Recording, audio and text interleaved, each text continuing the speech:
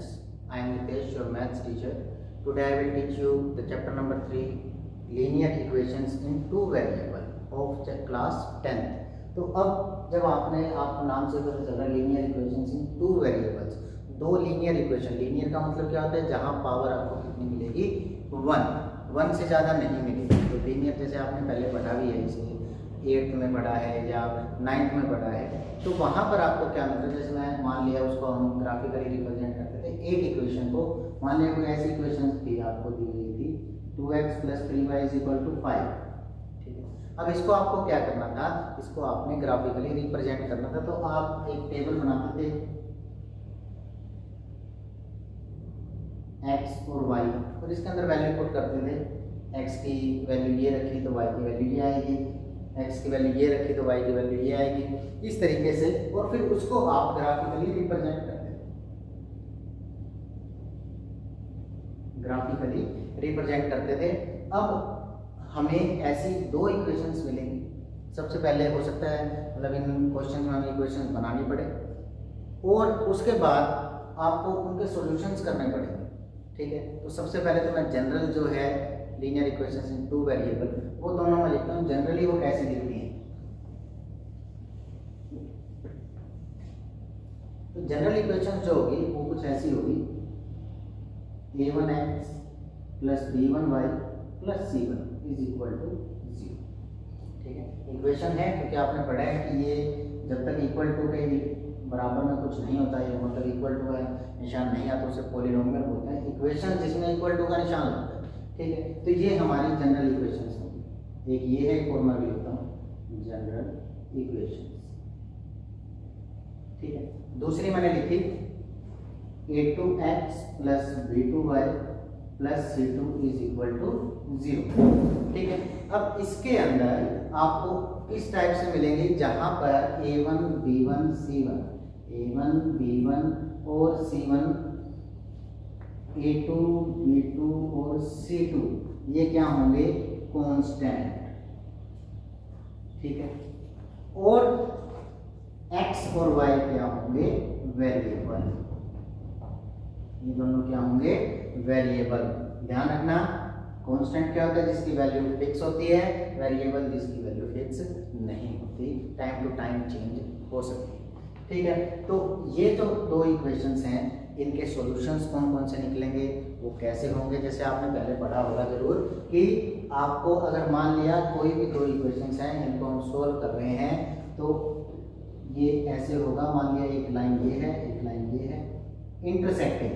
अगर वो इंटरसेक्ट करेंगे तो वो इंटरसेक्टिंग जब होगी तो उनका सिर्फ वन सॉल्यूशन, एक सॉल्यूशन।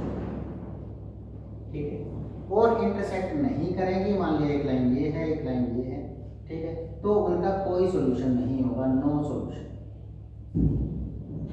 ठीक है, और एक होगा जब ये दोनों लाइन एक दूसरे के ऊपर होंगी। ठीक है, इसे बोलते हैं इनफाइनाइटली मैनी सॉल्यूशन, बहुत सारे सॉल्यूशन होंगे। ठीक है, तो इसी बिहाफ पे हम कुछ एग्जांपल्स भी करेंगे। तो हम देखते हैं कि क्या रहेगा। हम सबसे पहले एग्जांपल नंबर 1 देखते हैं क्या। हाँ जी, एग्जांपल देखते हैं हम इसका। Romila went to stationery shop and purchased 2 pencil and 3 erasers। Romila कोई स्टूडेंट होगी, वो जो 2 पेंसिल और 3 इरेजर लेके आई किसी की दुकान से, 9 रुपए के टोटल। तो उसकी फ्रेंड ने भी देखा, हर friend Sonali saw the new variety of pencils and erasers। उसकी फ्रेंड ने वो नई वैरायटी देखी पेंसिल्स की, और रोमिला ने क्या किया, 4 पेंसिल और 6 erasers with the same kind, बिल्कुल उसी तरीके के क्या किए, परचेज कर लिए। टोटल कॉस्ट उसकी क्या हुई, 80। ठीक है, तो represent this situation algebraically and graphically. अब इन दोनों सिचुएशन को हमें एल्जेब्रिकली और ग्राफिकली दोनों रिप्रेजेंट करना है। एल्जेब्रिकली मतलब हमें सबसे पहले उस इक्वेशन को बनाना पड़ेगा, और ग्राफिकली मतलब उसको हमें, जैसे हम पहले फर्दर क्लासेस में ग्राफ बनाते थे, एक इक्वेशन के सॉल्यूशन बनाते थे और फिर उसको रिप्रेजेंट करते थे। ये दोनों काम हमें भी करने पड़ेंगे। ठीक है, तो हम इसका सॉल्यूशन करेंगे।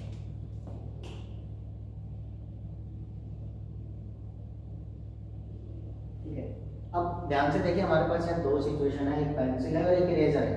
ठीक है, और उन दोनों की टोटल कॉस्ट हमें 9 दी गई। दो पेंसिल की और 3 इरेजर की। तो मैं इसमें क्या करूंगा, एक पेंसिल की और एक इरेजर की कॉस्ट एज्यूम कर दूंगा। तो let us consider let cost of one pencil, एक पेंसिल की कॉस्ट ₹X, मैंने इसको मान लिया, ठीक है। और दूसरा and cost of second pencil, ये मान लिया मैंने ₹Y, ठीक है। Y क्योंकि हमें 2 वेरिएबल चाहिए तो मैंने 2 चीजों को अलग अलग उनकी कॉस्ट के अकॉर्डिंग मैंने नाम दे दिए, एक को X दे दिया, एक को Y दे दिया। अब अकॉर्डिंग टू क्वेश्चन हमें क्या कहता है, क्वेश्चन हमें कहता है 2 पेंसिल और 3 इरेजर की कॉस्ट कितनी है, 9, यानी कि 2 पेंसिल्स 2x हो गया ना। मान लिया जैसे मैंने आपको बोला था कॉस्ट ऑफ वन पेंसिल, जैसे मैंने आपको बताया कि आपके पास ये सिचुएशन है कि आपके पास आपने एक पेंसिल खरीदी 10 रुपए की, ठीक है, और 2 पेंसिल की कॉस्ट कितनी हो जाएगी, 2 × 10, ठीक है। तो वही काम हम यहाँ कर रहे हैं, एक पेंसिल X रुपीस की और दूसरी पेंसिल 2x की, और उसने साथ में क्या खरीदा, 3 इरेजर्स, यानी कि 3y = उसका टोटल कितना हुआ, 9, ठीक है। तो ये है, अब इसको हम लिखेंगे फर्स्ट इक्वेशन, ये हमारी फर्स्ट इक्वेशन बन चुकी है, ठीक है। सेकंड, अब देखते हैं उसकी फ्रेंड सोनाली ने क्या किया। सोनाली ने क्या किया, उस टाइप के 6 इरेजर्स और 4 पेंसिल्स ये भी उसने ले लिए। अब पेंसिल की कॉस्ट कितनी थी, एक की x, तो 4 की कितनी हो जाएगी, 4x, प्लस कितना है दूसरा, 4 पेंसिल एंड 6 इरेजर्स, तो 6y = 18, तो इसको हम मान लेंगे सेकंड इक्वेशन, ठीक है। तो ध्यान से देखना बच्चों कि 2x + 3y = 9 और 4x + 6y = 18, ये हम हमारी इक्वेशंस को अलजेब्रिकली रिप्रेजेंट कर चुके हैं, समझ में आया, ठीक है। इसके बाद हम क्या करेंगे, हमें इन सिचुएशन को ग्राफिकली रिप्रेजेंट करेंगे। देखिएगा कैसे। सबसे पहले इन दोनों इक्वेशंस की टेबल बनानी है, अलग से टेबल बनाएंगे। सबसे पहले लिखेंगे नाउ, अब टेबल बनाएंगे, टेबल ऑफ फर्स्ट इक्वेशन, ठीक है। तो उसके अंदर मैंने क्या किया, सबसे पहले किसकी टेबल रहेगी, 2x + 3y = 9, इसकी टेबल रहेगी।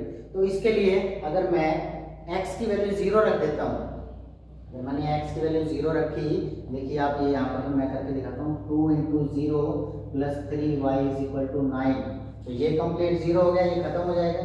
तो 3y = 9, 3 डिवाइड में आ जाएगा, तो y की वैल्यू कितनी आ जाएगी, 3, समझ आया। तो y की वैल्यू मैंने कितनी लिख दी, 3 लिख दी। हम x की वैल्यू 0 पर y की वैल्यू क्या आई, 3, समझ आया। इसी तरीके से मैं दूसरा सॉल्यूशन करूंगा कि जब मैं क्या करूंगा, x की वैल्यू मैं 3 रख देता हूं। मैंने 3 क्यों रखी, ताकि मेरा पॉइंट में आंसर ना आए, इसे आप करके देख सकते हैं, ठीक है। तो जब मैं इसकी वैल्यू 3 रखूंगा तो ये क्या होगा, 2 × 3 + 3y = 9, ठीक है। तो 2 × 3 6 यहाँ प्लस में है तो यहाँ माइनस हो जाएगा, तो y की वैल्यू कितनी आ जाएगी, ऐसे जब हम इसको सोल्व करेंगे, y की वैल्यू 1 और x की वैल्यू 3, ठीक है। ये जो आप सॉल्यूशन कर रहे हैं ये आप 9th क्लास में पहले कर चुके हैं, ठीक है। तो मुझे ज़्यादा डिटेल जाने की जरूरत नहीं पड़ेगी, क्योंकि ये आप पहले पढ़ चुके हैं, ये आप आसानी से कर पाएंगे। इसके बाद एक और मैं देखता हूँ कोई और सॉल्यूशन मैंने इसको जब किया, तो मैंने x की वैल्यू कितनी रख दी, यहाँ x की वैल्यू मैंने रख दी 6। अगर मैं 6 रखूंगा तो कितनी वैल्यू आ जाएगी, यहाँ मैंने 2 × 6 + 3y = 9, ठीक है। तो ये 12 हो जाएगा, 12 - 3, तो y की वैल्यू कितनी आ जाएगी, इसको जब डिवाइड करोगे -1, x की वैल्यू 6, समझ आया? ठीक है, तो ये हमारी एक जो है टेबल बन चुकी है। ठीक है, इसके बाद मैं दूसरी टेबल बनाऊंगा।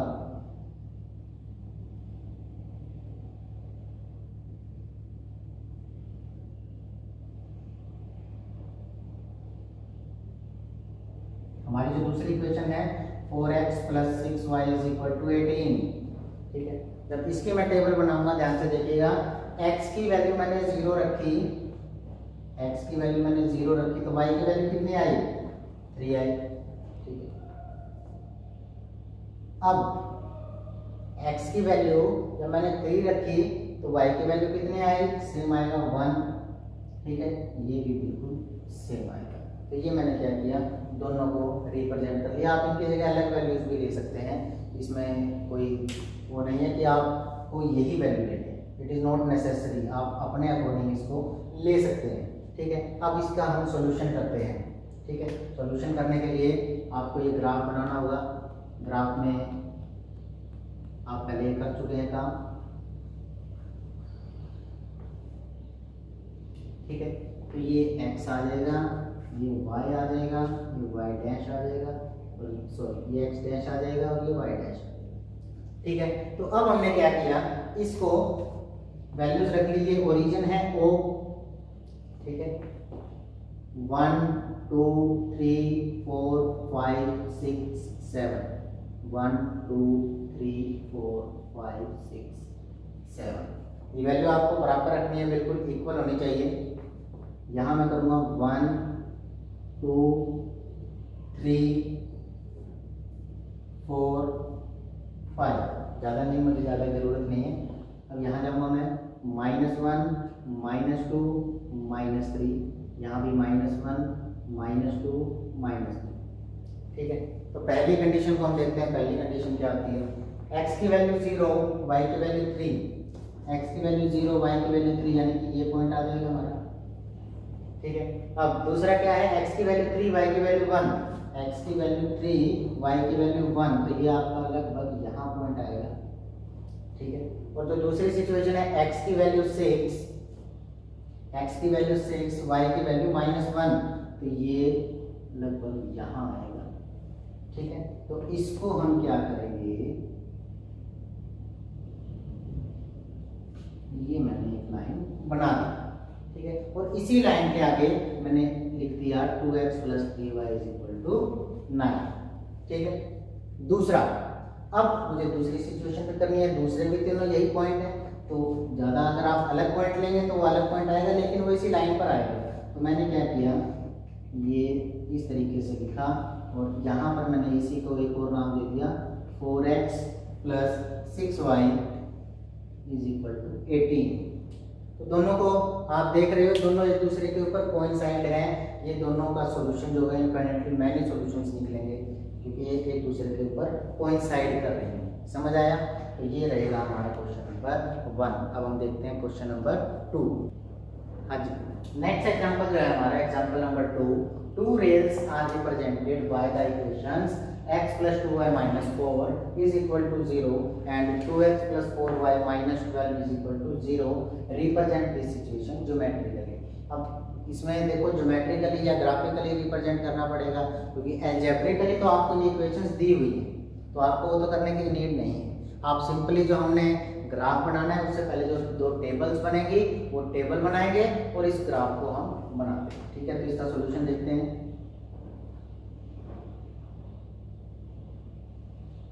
इसका जो सॉल्यूशन रहेगा वो सबसे पहले मुझे एक टेबल बनानी पड़ेगी। किसके लिए? फर्स्ट इक्वेशन के लिए। तो फर्स्ट इक्वेशन जो है हमारी x + 2y - 4 = 0।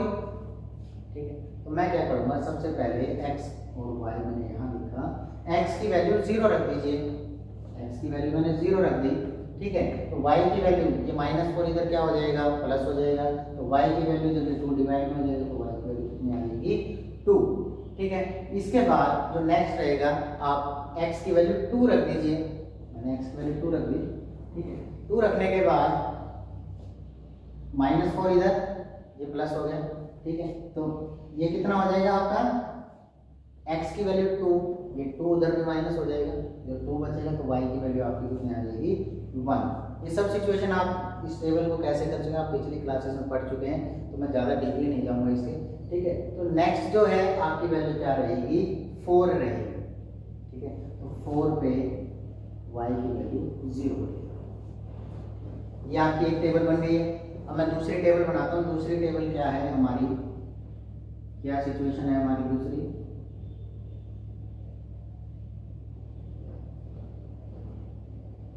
ये रहेगी आपकी 2x + 4y - 12, मैं 12 को पहले ही दे देता हूँ, = 12, ठीक है। तो मैं क्या करूंगा, सबसे पहले x की वैल्यू क्या रखूंगा, मैं 0 रख दूंगा। x की वैल्यू 0 रखूंगा तो y की वैल्यू 3 आ जाएगी, ठीक है। अब x की वैल्यू मैंने 2 रखी तो y की वैल्यू कितनी आ जाएगी 2 आ जाएगी। ये भी सेम रहेगा, ये 2 × 2 4 और यहाँ माइनस हो जाएगा 8 तो 4 डिवाइड में चला जाएगा। तो ये सिंपल है बिल्कुल। नेक्स्ट जो है मैंने x की वैल्यू 3 रखूँगा, मैं 4 रख देता हूँ, तो ये 4 जब करूँगा तो 4 × 2 = 8 तो y की वैल्यू 1 आ जाएगी, ठीक है। नेक्स्ट अब मुझे क्या करना है, इस सिचुएशन को ग्राफिकली या ज्योमेट्रिकली भी बोल सकते हैं, इसको मैं रिप्रेजेंट करूँगा। तो इसके लिए वही आपको ग्राफ में, ये सारा काम आप ग्राफ में करेंगे जो भी आप कर रहे हैं, जो आप देख रहे हैं अभी। ये x एक्सिस, ये y एक्सिस, ये x डैश और ये y डैश, और ये पॉइंट रहेगा हमारा ओरिजिन, ठीक है। अब यहाँ से मैंने वैल्यू रखी 1, थोड़ा सा मैं बड़ा बना लेता हूँ, 1 2 3 4 5, ठीक है। यहाँ पे कर देता हूँ 1 2 3 4 and 5, ठीक है। ये गैप बराबर रहेगा, ये आप पढ़ भी चुके हैं पहले। यहाँ 1-2 पॉइंट में माइनस के भी लिख लेता हूँ, वैसे नीड नहीं है क्योंकि यहाँ पर हमारी कोई भी माइनस की वैल्यू नहीं है। तो अब मैं क्या करूँगा, सबसे पहले इस लाइन को रिप्रेजेंट करूँगा। x की वैल्यू 0 और y की वैल्यू कितनी आ जाएगी 2, तो पहला पॉइंट तो हो जाएगा हमारा ये 0 2, ठीक है। दूसरा क्या रहेगा, x की वैल्यू 2 y की वैल्यू 1, x की वैल्यू 2 y की वैल्यू, हाँ जी।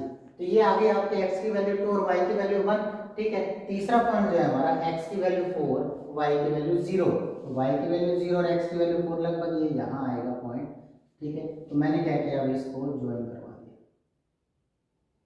ये जब आप स्केल से बनाओगे तो बिल्कुल सही बनेगा, ठीक है। मैंने ये रफली बनाया।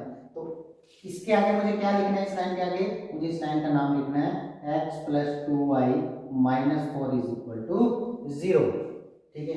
ये मेरी एक इक्वेशन रिप्रेजेंट हो चुकी है, ये ज्योमेट्रिकली। तो मैं दूसरी इक्वेशन लूंगा 2x + 4y = 12।